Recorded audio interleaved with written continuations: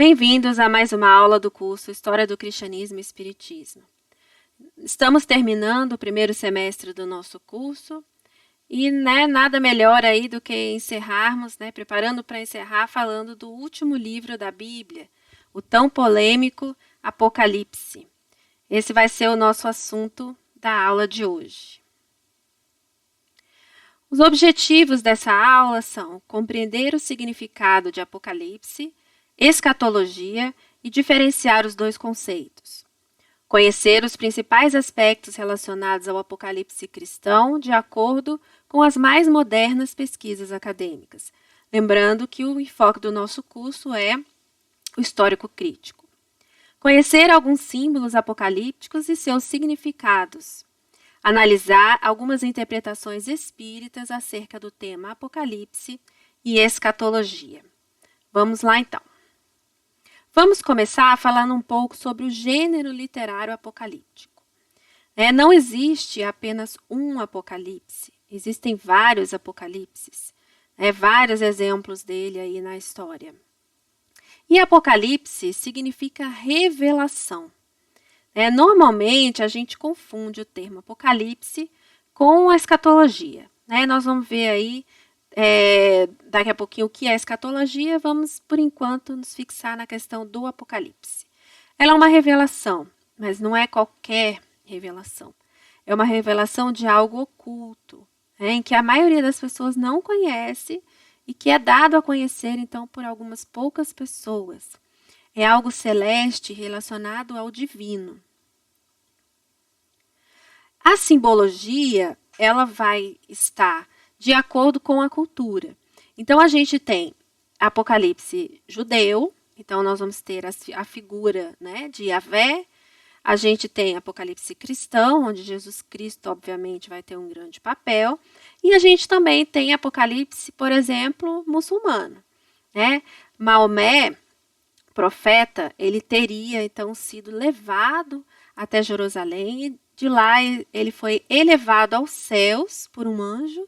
E ele conheceu, então lá ele conseguiu ver onde Deus morava, a morada celeste. E esse é um tipo de apocalipse também. A gente também tem outro exemplo, que é o da Divina Comédia, de Dante Alighieri, que também é uma representação de uma revelação de um mundo celeste. No caso da Divina Comédia, ele vai visitar o céu e o inferno. Normalmente, existem anjos e figuras divinas, justamente porque está relacionado ao celeste. São recebidas por homens santos, profetas, visionários, geralmente em êxtase religioso ou algumas vezes em sonho. Então, ele não está no seu estado normal. De uma certa maneira, ele entra em êxtase ou durante o período do sono, ele então vai ter essa revelação, vai ter essas visões.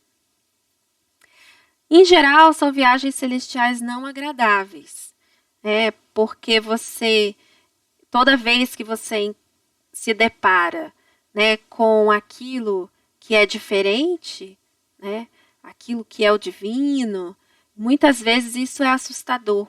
Essas figuras, hoje a gente tem uma ideia de anjos como aquela figurinha do anjinho barroco parecendo um bebê, mas essas figuras eram muito diferentes na antiguidade. Na realidade, a gente tem os querubins, eles tinham 4 faces diferentes, uma humana, 3 animais, tinham vários pares de asas, tinham patas de animal, corpo híbrido. Então, ao se deparar com essas figuras, em geral, aquele religioso, aquele profeta que está em êxtase, ele sente medo. Podem tratar dos tempos primordiais ou finais. Muitos dos apocalipses que a gente conhece tratam dos períodos finais, do fim do mundo, que são os apocalipses escatológicos, mas não necessariamente, existem outros gêneros de apocalipse. O Apocalipse de João, que é o nosso objetivo da aula hoje, ele é um apocalipse escatológico.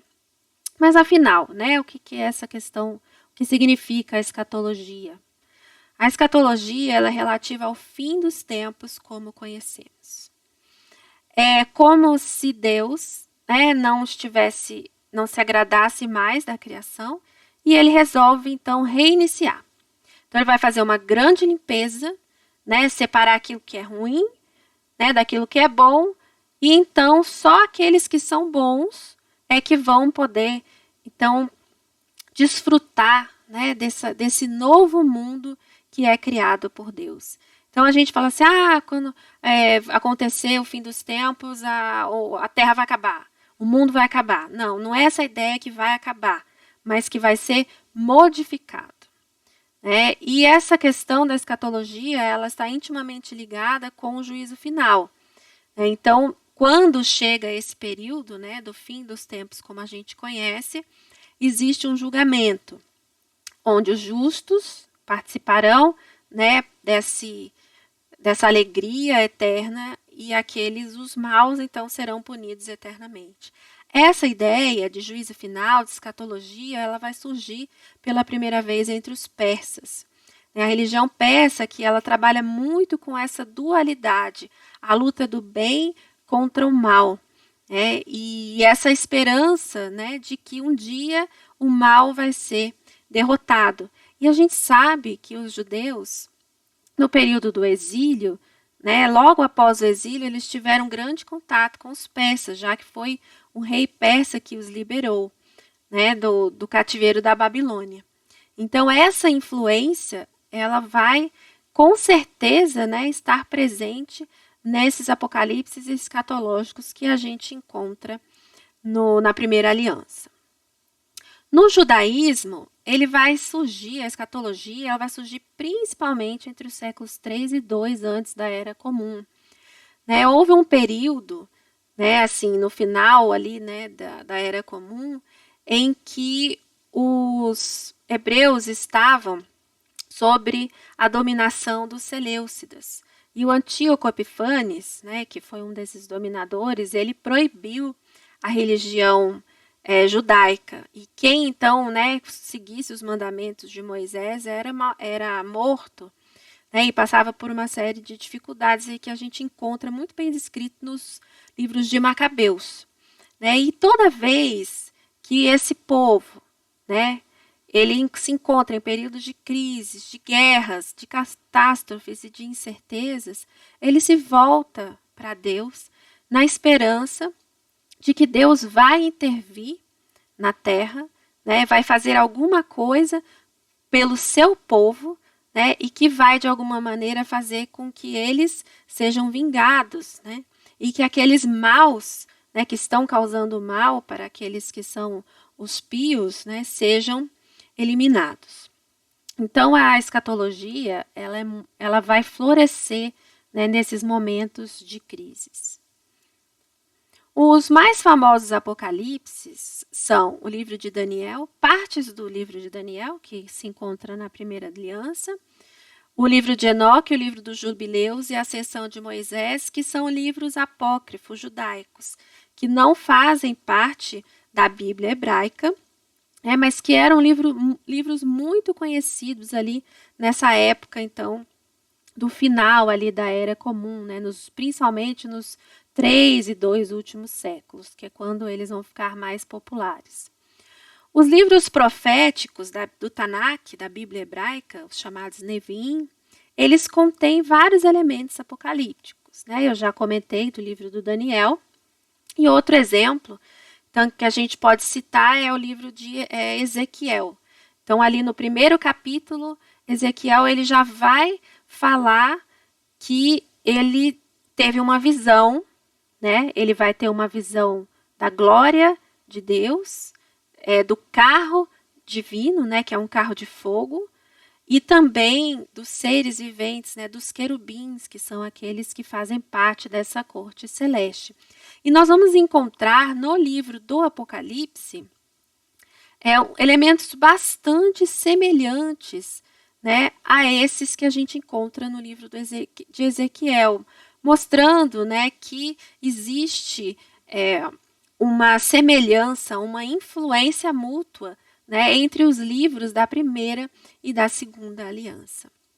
Esses livros, eles precisam ser lidos num contexto, né, judaico-cristão. Então, quando a gente vai estudar, a gente tem que lembrar, né, que eles foram feitos por judeus ou por cristãos num determinado tempo, uma determinada época, para que a gente consiga entender, né, exatamente aquilo que ele está querendo nos demonstrar, entender os seus símbolos. O mesmo que a gente fez, né, para entender o Jesus histórico, colocando aquele Jesus como um ser humano que viveu na Palestina, né, do século I, numa região rural, a gente precisa fazer esse mesmo exercício, né, quando a gente estiver estudando esses livros apocalípticos escatológicos. Já que a gente já fez essa, né, introdução e já entendeu um pouquinho, né, o que significa Apocalipse, né, e o que significa a escatologia, a gente vai começar a fazer uma análise, então, do livro Apocalipse, que é um apocalipse escatológico, iniciando, então, tentando, né, mostrar um pouquinho para que vocês possam entender quem foi o autor do Apocalipse e qual foi a finalidade com que ele foi escrito.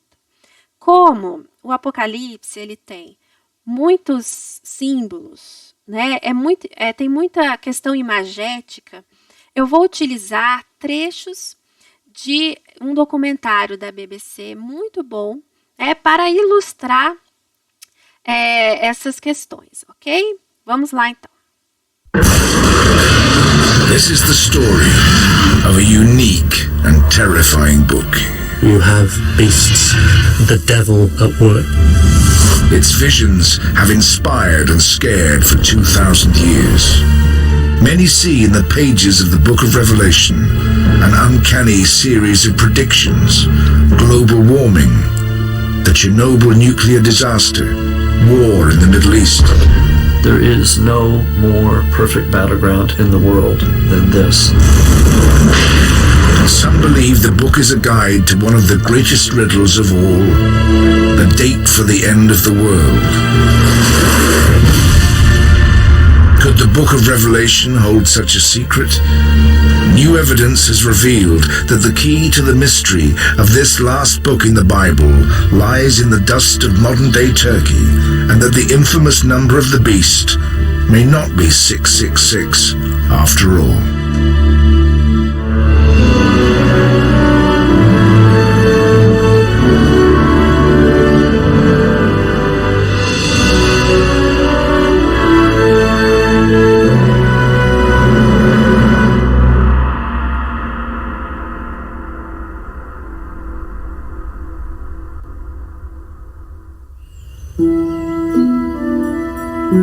To understand Revelation, we need to know who wrote it and where.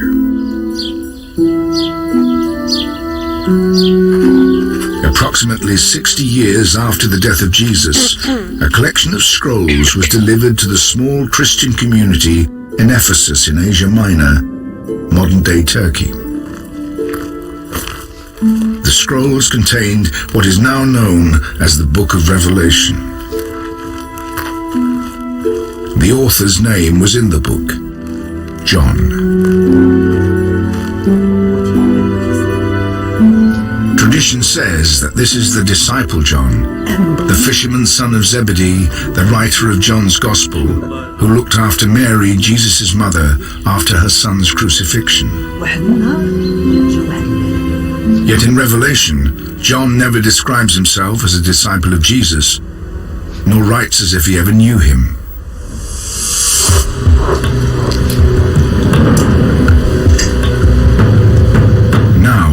New scientific methods can help resolve the question of who the author really was. Sir Anthony Kenny is a leading expert in stylometry, which analyzes writing technique. The things that are most characteristic of authors are not special words that are their favourites, but the frequency with which they use very common words. Two of these common words examined by Sir Anthony were de, a word similar to but, and kai, meaning and. The word "and" is twice as frequent in the book of Revelation as it is in any other book of the New Testament, whereas the Gospel of John is not particularly fond of "and." Its use is less than average. On the other hand, the Greek word "de," which is very frequent in any other Greek text I've ever met, occurs only 7 times in the whole of the book of Revelation. Sir Anthony carried out 99 similar tests on Revelation and John's Gospel. His results were conclusive. I could, by using a simple statistical technique, put together these 99 tests into a particular way of discriminating between texts, and it was at the outcome of that I saw that the 4th Gospel and the book of Revelation were right apart.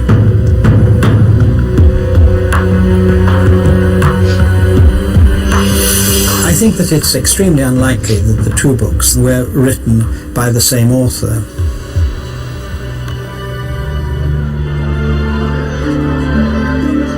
So the case for John the disciple writing the book of Revelation doesn't seem a strong one. Greg Carey, an expert in the meaning of Revelation, believes there are further clues in the book that can point us to the author. John addresses his audience in such a direct way. He says, "I, John, your brother," as if he's someone who knows them and whom they will recognize. The book of Revelation begins with a series of 7 letters to churches that are located in what we call Asia Minor or southwestern Turkey. Each letter addresses a single church, congratulates it for its virtues, or admonishes it for its faults, so that one assumes that John knew these churches and had been present among them. And there's a further indication that John was writing to a congregation.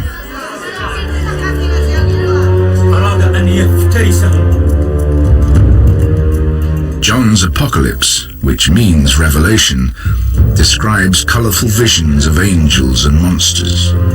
The letter, likely to have been dictated to a scribe, is clearly no routine correspondence to a Christian church. John has something important to say, and he uses his audience's imagination to help get his point across. It's important to remember that the book of Revelation was written to be heard. John blesses those who hear the words of the prophecy, as well as the one who reads it, presumably aloud to an audience. In other words, the book was written to have an effect upon people who weren't studying it like we read books today, but were experiencing it through their imaginations, much as modern audiences listen to radio programs. And there was a clear need for Revelation to be written for the ear and not the eye. Most early Christian communities would have had a few people who were literate, and they would most likely be the leaders of that particular community. But the majority would be illiterate, and this was a reflection of society generally. So John was almost certainly a man of authority in the church, writing to his flocks in Asia Minor. Yet that raises a fundamental question. 7-headed demons, 4 terrifying horsemen are unusual images, even by first-century standards. What made John draw on such fearsome images to convey his message?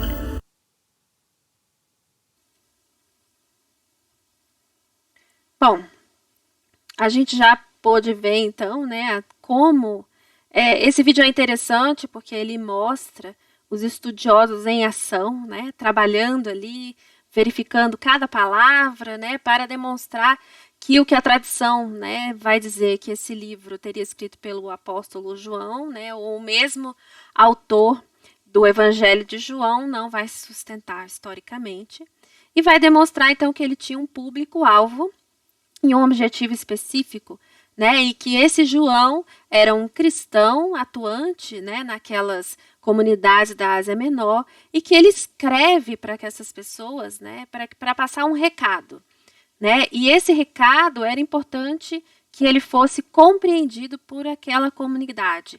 Então, ele vai se utilizar de termos que podem ser um pouco estranhos para nós, mas que com certeza fariam sentido para aquela comunidade que estaria escutando, então, né, a narração daquela carta e daquele livro que ele escreve. Vamos, então, para a nossa próxima pergunta. O que motivou João a escrever o Apocalipse cristão?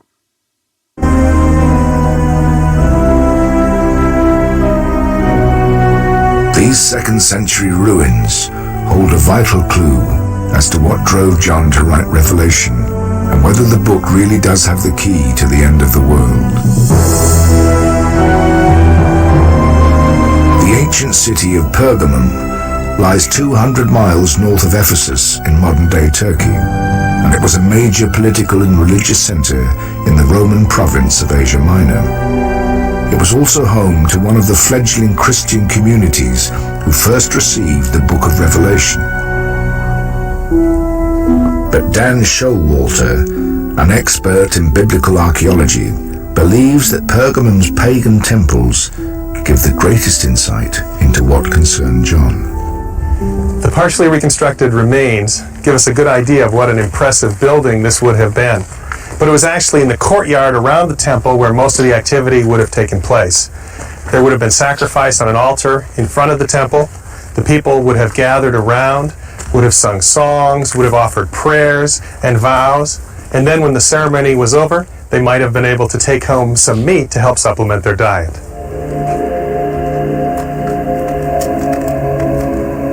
John was familiar with pagan worship, but this religious practice was growing in popularity and was in direct conflict with Christianity. It had begun around 100 years before Domitian with the building of temples to a new god, the Emperor Augustus.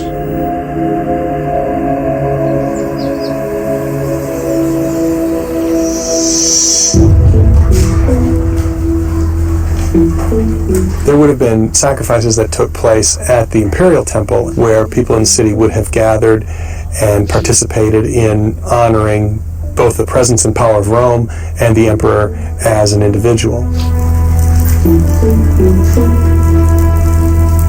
This idolatry spread across Asia Minor throughout the 1st century.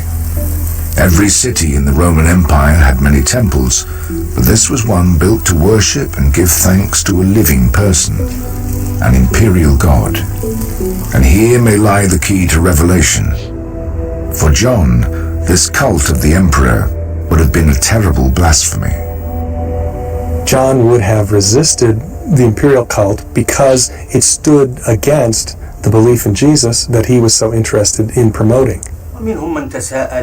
John is a Jewish Christian, and he knows there's only one true God, so he cannot, because of his upbringing, compromise in any way on that basic fact.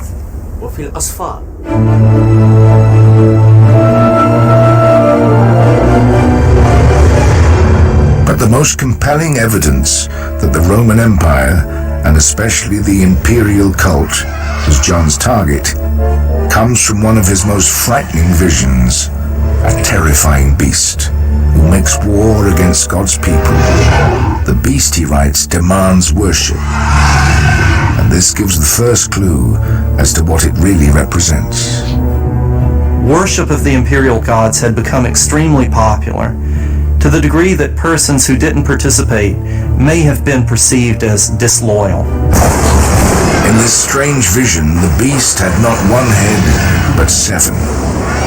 By John's time, 7 emperors had ruled the empire. John tells us that these are 7 kings or rulers, and though scholars can't agree on which Roman emperors these 7 heads may represent, they seem to represent Roman imperial power. John also associates the beast with 7 hills, and of course the city of Rome was known then as it is now as the City of 7 Hills.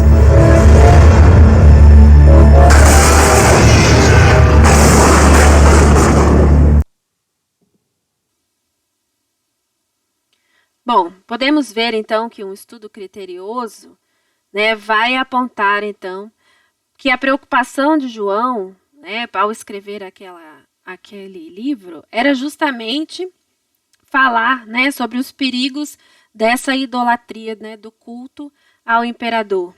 E ele vai, então, fazer uma analogia dos imperadores romanos, do poderio romano, dessa idolatria, justamente com a besta, né? Esse animal que tinha 7 cabeças, 7 chifres, e que ele vai identificar no livro como sendo 7 reis e também como sendo 7 colinas. Então, para uma pessoa da época que ouvisse essa história, com certeza a identificaria com a cidade de Roma e com os seus imperadores da época. Então, é muito importante, quando a gente for trabalhar essa questão dos símbolos, a gente compreender como era o entendimento daquelas pessoas que estavam ouvindo aquele livro. Afinal, né, o livro, Apocalipse, foi escrito para elas, para o entendimento delas. Era importante que eles entendessem aqueles símbolos. Como era muito perigoso você falar, né, mal do imperador romano, mal do culto do império, assim, digamos, claramente, João faz uso de símbolos que a comunidade entenderia. Então, por exemplo, vamos fazer aqui uma hipótese, que o espiritismo foi proibido, todas as religiões foram proibidas. E ninguém mais pode falar o nome de Jesus Cristo. Então, eu quero falar sobre Jesus sem usar a palavra Jesus. E eu estou falando para uma comunidade de espíritas. Então, eu vou falar assim, o nosso guia e modelo, conforme disse nosso guia e modelo. Então, quem é espírita vai entender que eu estou falando de Jesus, né? Quem não é espírita, provavelmente não vai entender, talvez desconfie, mas não tenha certeza. Então, por isso, né, que a gente tem que tentar compreender o que aquele símbolo significava para aquelas pessoas. Mas, né, como esse livro, ele foi um livro, assim, um livro metafórico, que pode ser interpretado de várias maneiras, ao longo dos tempos, as pessoas foram fazendo uma série de interpretações, né, diferentes. Então, a gente tem, trouxe um exemplo aqui para vocês, que é uma interpretação de que a besta, na realidade, né, seria um dos papas. Então, lá no livro ele vai falar de uma sucessão de reis, né? 5 caíram, um existe, outro ainda não chegou, vai governar por pouco tempo. E aí algumas pessoas fizeram uma analogia com os últimos papas, o que vai levar, então, levando-se à conclusão de que a besta seria o Papa Francisco, né?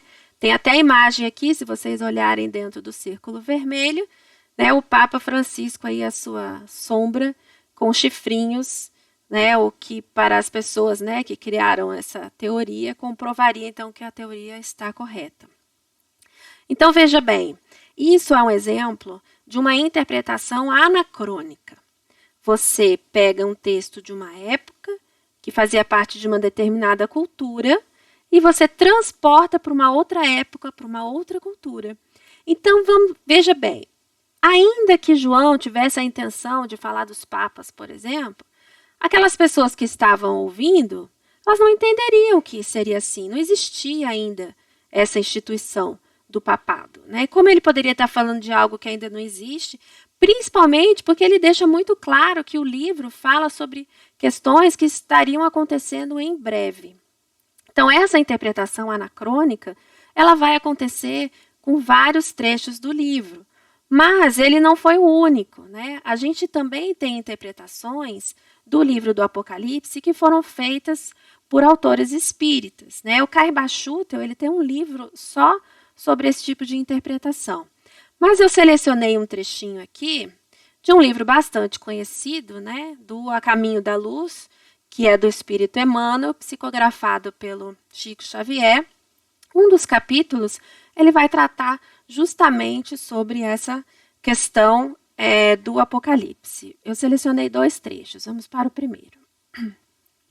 O Divino Mestre chama aos espaços o Espírito João, que ainda se encontrava preso nos liames da terra.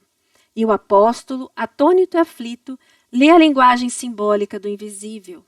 Recomenda-lhe o Senhor que entregue os seus conhecimentos ao planeta como advertência a todas as nações e a todos os povos da terra. E o velho apóstolo de Patmos transmite aos seus discípulos as advertências extraordinárias do Apocalipse. Vamos fazer uma análise desse texto? Tá? Fazendo uma análise, né, histórico-crítica, o que a gente tem aqui? Primeiro, o próprio Jesus, olha, o Divino Mestre, tá vendo? Não está escrito que é o nome aqui Jesus, mas ninguém tem dúvida, né? Nenhum espírita lendo isso vai ter dúvida que o Divino Mestre é Jesus. Ele chamou o Espírito João, que ainda estava encarnado, e ele chama esse João de apóstolo, ou seja, segundo esse trecho do A Caminho da Luz, o autor do Apocalipse seria João o Apóstolo, diferente, né, daquilo que os historiadores nos apresentaram, conforme a gente viu no texto. Recomenda-lhe o Senhor que entregue os seus conhecimentos ao planeta, como advertência a todas as nações. Então, foi o próprio Jesus que falou que ele deveria, então, escrever e deveria, né, passar a todas as nações toda aquela revelação, né, tudo aquilo que ele viu naquela linguagem simbólica do invisível. Vamos, então, continuar com mais um trecho onde o Emmanuel vai falar justamente da identidade da besta. Quanto ao número 666, sem nos referirmos às interpretações com os números gregos, em seus valores, devemos recorrer aos algarismos romanos, em sua significação, por serem mais divulgados e conhecidos, explicando que é o sumo pontífice da Igreja Romana quem usa os títulos de Vicarius Generalis Dei in Terris, Vicarius Filii Dei e Dux Cleri, que significam Vigário Geral de Deus na Terra, Vigário do Filho de Deus e Príncipe do Clero. Bastará ao estudioso um pequeno jogo de paciência, somando os algarismos romanos encontrados em cada título papal, a fim de encontrar a mesma equação de 666 em cada um deles. Essa interpretação que Emmanuel apresenta aqui foi uma interpretação muito feita, né? Muitas pessoas ficaram somando aí os algarismos romanos, tentando identificar quem seria essa besta. Só que no caso, veja, ele diz que a besta é o Papa, né? O sumo pontífice da Igreja Romana. E ele deixa isso bastante claro com os seus títulos. Então, o que ele faz aqui, na realidade, é uma interpretação anacrônica do texto, né? Assim como outras pessoas, né, também fizeram aí ao longo da história. Vamos continuar, então, trabalhando um pouco dos símbolos desse Apocalipse, né? Ele é cheio de símbolos, a gente viu alguma coisa já da besta, vamos aprofundar um pouco mais e ver um pouco mais outros símbolos que estão presentes neste livro.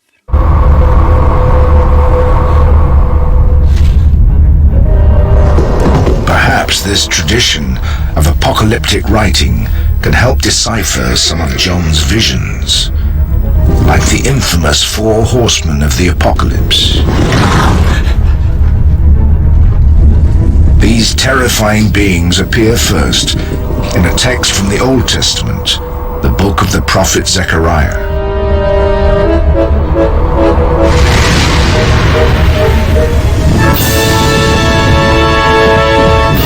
But John didn't just copy these images. His genius lay in updating them for the 1st century. In Zechariah, each horse is linked with a particular color. John takes this idea, but gives it a new twist. His 1st century audience would probably have understood the meaning of the colors. Ian Boxall believes he can crack John's code. John seems to make the significance of the colours more explicit. You have a red horse. Red's the colour of blood, and according to tradition, the colour of a kind of idolatrous luxury which has brought Rome its current dominance, but at the expense of so much blood being shed. The rider on the black horse seems to symbolize famine and disaster, the aftermath of war. Then there is a pale or green horse, the sickly color of death itself. But one horseman described by John, the rider on the white horse, has a bow in his hand. This suggests vengeance is on John's mind, and he believes it will come at the hand of Rome's sworn enemy. Now, your average Christian would know that the great enemy of Rome, the great threat to Rome on the east, the Parthian Empire, had a cavalry which carried bows. The Parthians are on their way, and the ultimate effect of this will be the destruction of this apparently impregnable empire. So even the vision of the four horsemen is part of John's encouragement to the Christian church that the empire's days were numbered. But the four horsemen are not the only apocalyptic images in the book. Just as famous is Armageddon, the battlefield where Revelation says the forces of good and evil will wage war. Archaeological evidence shows that this image too is meant to evoke hatred of the Romans. This is Megiddo, in the Jezreel Valley in modern-day Israel. Archaeologists believe that its name holds a clue to the site of Armageddon. In Hebrew, the site of Megiddo is actually Har Megiddo, the mountain of Megiddo. And we go from Har Megiddo to Harmageddon to Armageddon. And indeed, in some of the earliest versions of the New Testament, written in Greek, Armageddon has an aspirant at the beginning, meaning it's pronounced with an H. So it originally was Harmageddon, and you can get from Har Megiddo to Harmageddon very easily. This tranquil site seems an unlikely place for John to choose as the location for the battle at the end of the world. But in fact, it was entirely appropriate. The Jezreel Valley would have been the bloodiest place in Palestine that John knew about. At the time that John is writing in the 1st century AD, there had already been 12 or 13 battles fought, either at Megiddo or in the Jezreel Valley itself. Napoleon supposedly said, "There is no more perfect battleground in the world than this." And looking over the Jezreel Valley, I have no trouble believing that.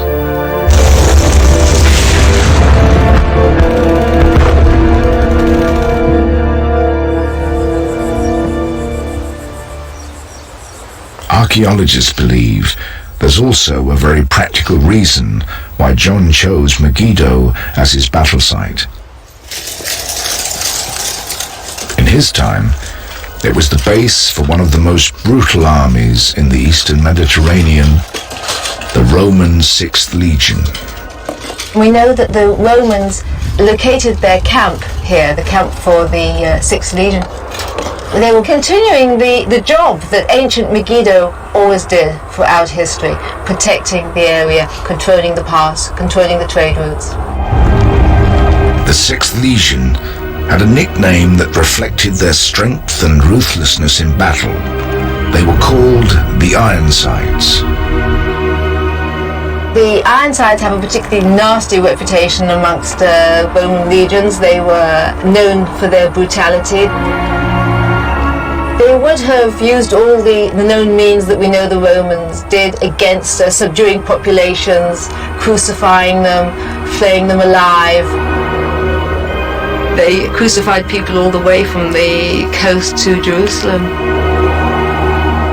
So where better to place a battle between the forces of good and evil than at the headquarters of an army whose reputation caused fear across the empire? Anybody at that time would have known that the legionnaires were camped here. These were the forces of darkness at Megiddo. John realized that any major battle fought for control of this region or control of the world is going to have to involve Megiddo. It had been so crucial in previous battles. From his point of view, there was no reason to suppose that it wouldn't be crucial in upcoming battles. If John's aim in Revelation is not to predict the end of the world, but to attack the Roman Empire using contemporary events and ancient apocalyptic tradition, then perhaps we can look differently at the most famous prophecy of all. 666, the number of the beast. If the beast means the emperor, then what did John mean by its number? The ancient world loved puzzles. A common trick was to use numbers to disguise a name. In the Greek and Hebrew alphabets, every letter had a corresponding number. So if you added up the total value of the letters in your name, you had a numerical code.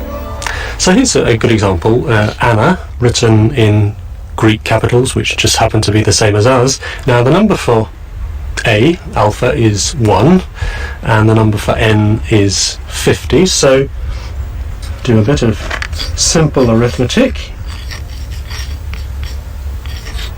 and you end up with 102 as the number of the name of Anna.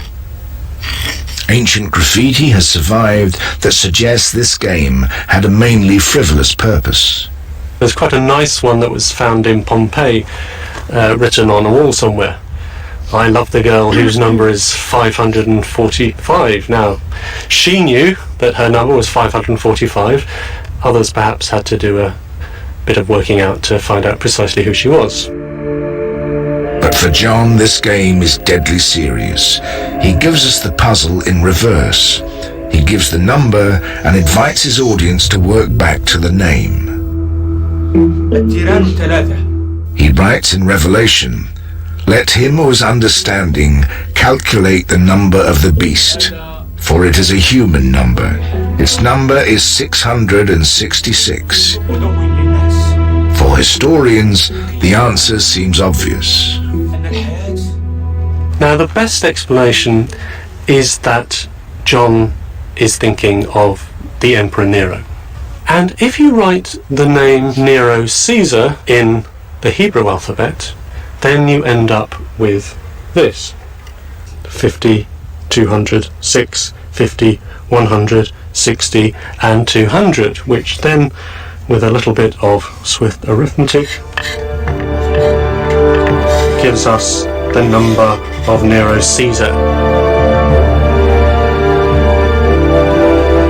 666 seems to be an ancient code linking the Emperor Nero with the number of the beast. But a collection of recently deciphered documents has cast doubt on whether 666 is really the number of the beast after all.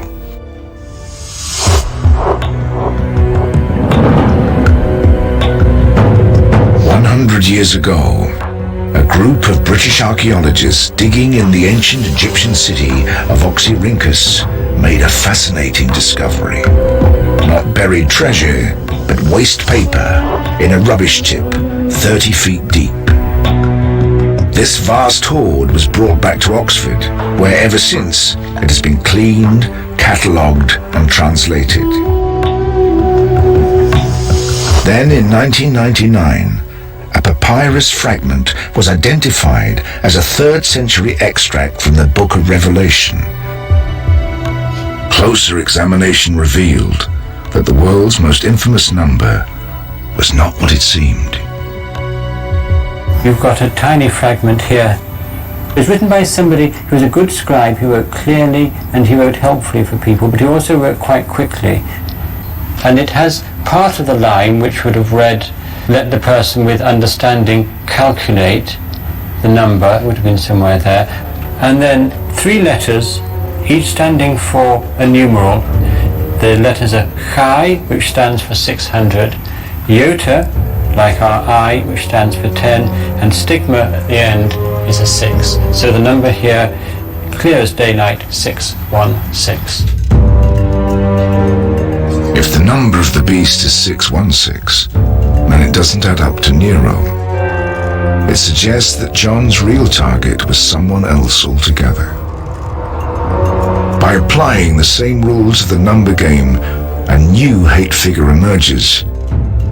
Another Roman emperor. Caligula was emperor from 37 to 41, and Caligula, in fact, was a nickname. His proper name was Gaius. Now, if we take Gaius Caesar and change it into Greek letters, we get Gaius Caesar. Giving a numerical value to each of the letters of that name, we end up with 284 for Gaius, and for Caesar, 332. So that gives us 616.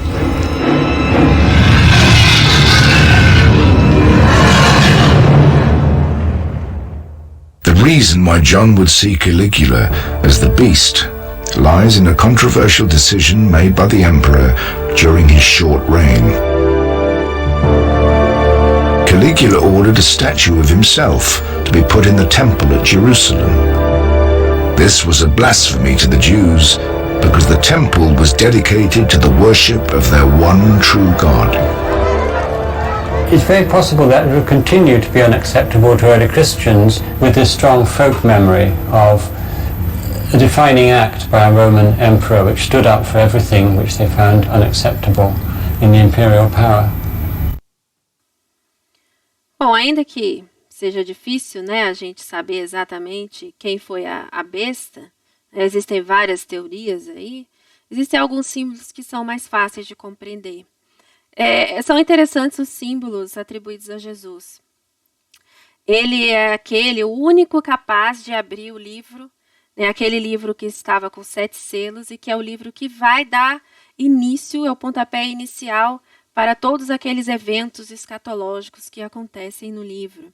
Ele é o leão de Judá, né, falando um pouco dessas origens judaicas que a gente vai ter de João. E também ele é o cordeiro, aquele cordeiro imolado, né, que é o sacrifício, esse símbolo do sacrifício, mas não era um cordeiro qualquer, né, é um cordeiro com vários chifres e vários olhos. Então essas imagens são muito particulares. Uma outra muito interessante, né, a gente vai encontrar no momento da primeira batalha, onde Jesus ele vai entrar montado num cavalo branco, com muitos diademas, né, com um brilho, o seu manto manchado de sangue, né, o seu nome escrito na sua coxa, e ele vai ter uma espada, né, a língua dele é em forma de espada, né, que vai ceifando então as nações. A gente tem essa imagem muito diferente de um Jesus muito poderoso e muito bélico, né? Digamos assim. É ele que vai eliminar, então, vencer o dragão, né? Que é o próprio Satanás. Esse Satanás, então, vai ficar preso durante 1000 anos. Depois de 1000 anos, ele vai ser solto por um breve período de tempo e vai ser novamente derrotado. Quando finalmente ele for derrotado, é que vai acontecer aquele momento do julgamento final. Então, todos os mortos serão ressuscitados, todas as pessoas serão julgadas. Aqueles que ficaram ao lado do Cordeiro, que foram justos, né, e bons cristãos, vão então gozar da felicidade eterna. E aqueles que não estiveram ao lado do Cordeiro, né, que não foram bons cristãos, vão então arder no lago de fogo. E aí é que a gente encontra, né, a esperança que tem no livro. Ele é um livro assustador? Sim, mas ele é um livro que traz esperança também, né, para aquelas pessoas, para que elas possam se manter firmes na sua fé. Então, depois desse julgamento, haverá um novo céu e uma nova terra. E aí, então, virá do céu a nova Jerusalém, essa Jerusalém celeste, que ela é toda descrita, né, no livro de uma forma muito bela. Ela vai, então, descer para a terra e Deus vai habitar aqui. Então, aqueles seres humanos, né, aqueles que estavam escritos no livro da vida, que conseguiram passar por todas essas tribulações, vão viver, então, ao lado de Deus para sempre. Algumas das profecias apocalípticas, será que realmente se concretizaram? Né? Vamos ver aí o último trechinho para a gente terminar. Many scholars believe that John's prophecies were not intended for the 21st century reader at all, but for the 1st century church. he tells that audience that what he's narrating are the things that are about to happen soon. That claim occurs at the very beginning of the book, in the first verse, and also in the last chapter, so that he believed he was living in the climatic moments of history. I think John would have been surprised that we're talking about his book today.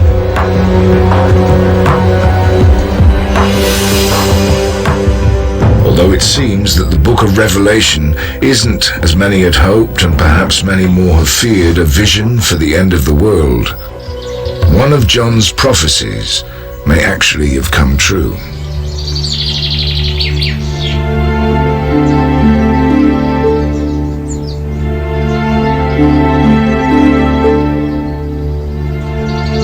In the ruins of Ephesus, fallen statues were discovered. Statues of the Emperor Augustus and his wife Livia. They had been vandalized. The pagan imperial god had been marked with the sign of the cross.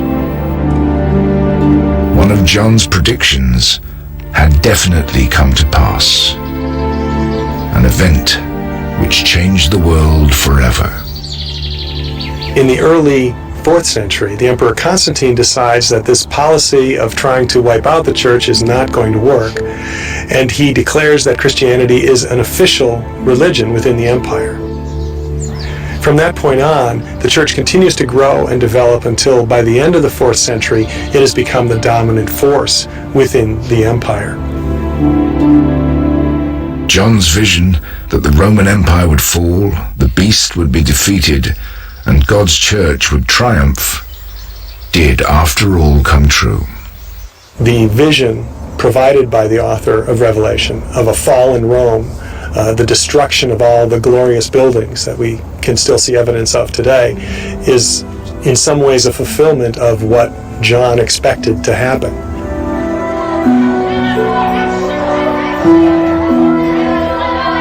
John of Patmos, the angry exile, may not only have predicted the end of the pagan empire, he might have played a part in its downfall by giving Christians the courage to make it happen.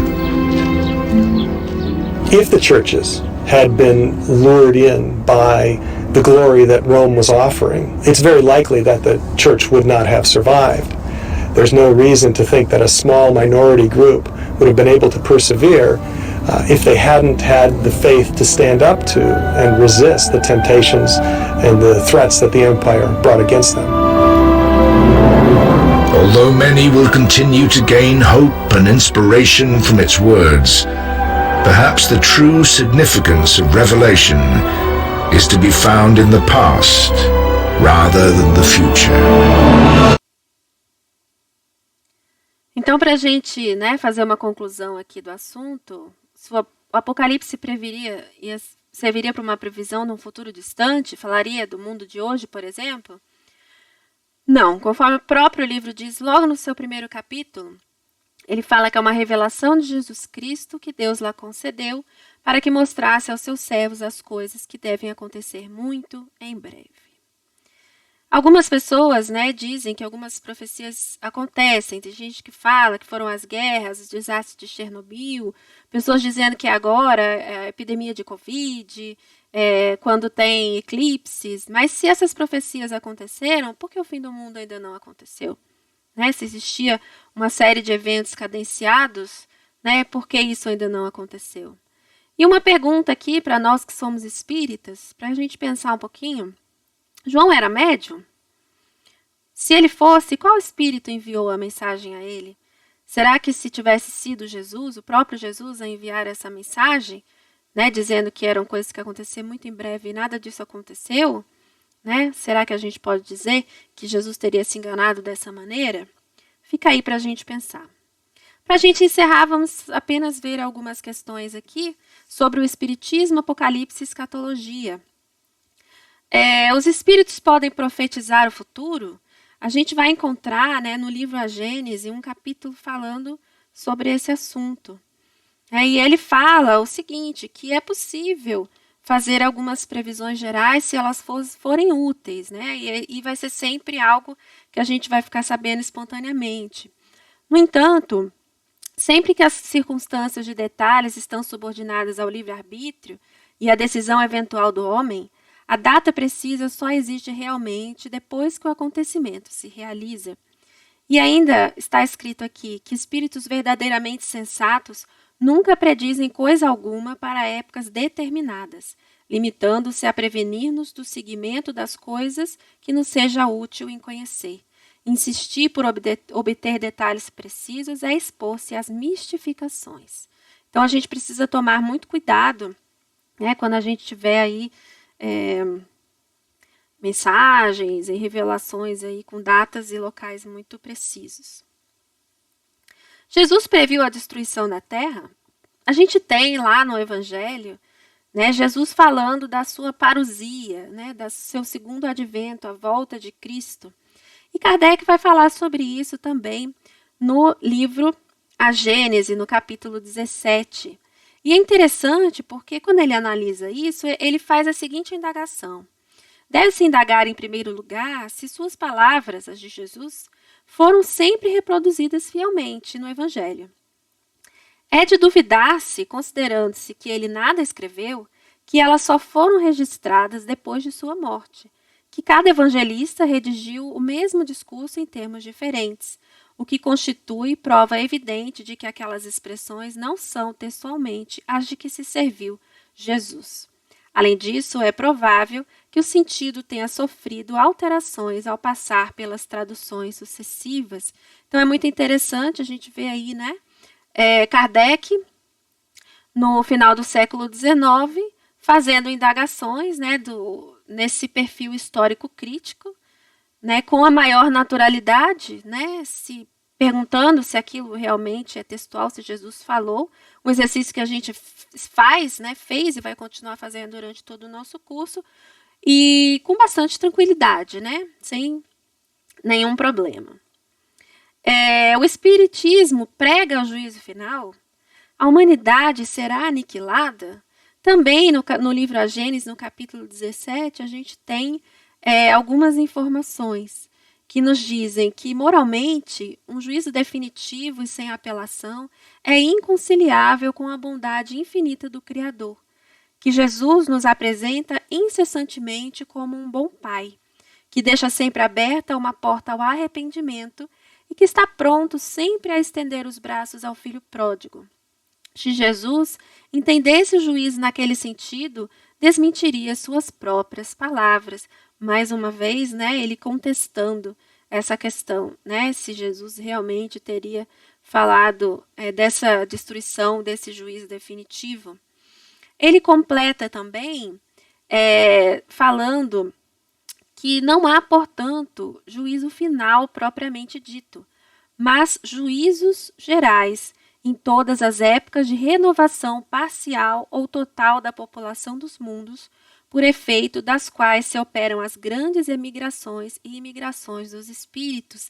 Então, que existe, né, um movimento de renovação dos espíritos e que isso é natural, né, que os espíritos vêm e vão, mas que essa destruição, por exemplo, se houvesse uma destruição do planeta Terra, isso não afetaria a marcha desses espíritos da humanidade, porque certamente eles seriam realocados em outros planetas para continuar, então, né, a sua existência e a sua evolução. Em relação a se os flagelos destruidores são castigo divino, né, será que a gente tem, Deus vai castigar a gente mandando terremotos, enchentes? Basta a gente fazer uma leitura bastante atenta do Livro dos Espíritos sobre a lei de destruição, que diz que existe 2 tipos de destruição, a necessária e a abusiva. A destruição necessária, ela é natural.